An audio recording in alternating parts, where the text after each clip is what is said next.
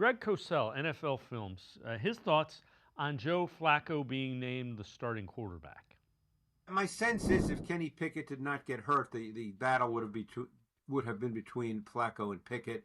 I think the other stuff was just a lot of noise. Flacco, you know what you're going to get with Flacco. First of all, he runs that style of offense, which is quarterback under center, play action. That's what Flacco has done a large part of his career.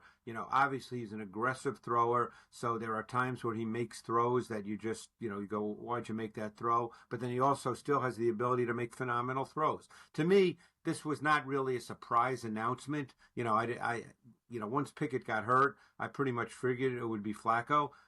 No team, contrary to what people think, goes into a season saying, well, you know what, we don't care if we lose games and, we'll see what happens then next year in the draft. No team thinks like that, Ross. They're trying to win football games. And there's no question at this point in time that Joe Flacco gives them the best chance to line up and compete. So I play that from Greg Cosell because I know you wrote an article about Flacco saying he feels as good as he ever has. Take us through that article and kind of what you found out.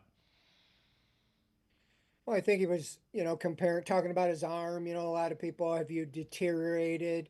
You're known for the big arm, and he just felt like, he feels like normal, like he always has, and he still feels he can play at a high level. I mean, we've been talking all off season on these shows, and I think I wrote and I told you I expected Joe Flacco to be the starting quarterback when it comes to season, regardless of what they were saying.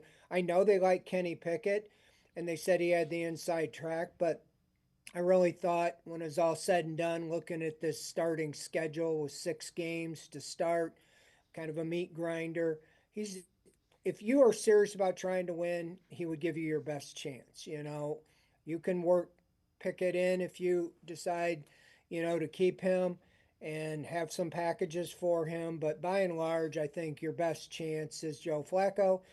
He says he's up for it. He's ready. He's excited for the opportunity, and and I think that's really it. Like Cosell said, it was never really seriously that Gabriel or Sanders were in line to be the starters. Um, they told you that with the draft position. When you take a guy in the third and fifth round, you're not expecting them or you're not anointing them the starter come day one.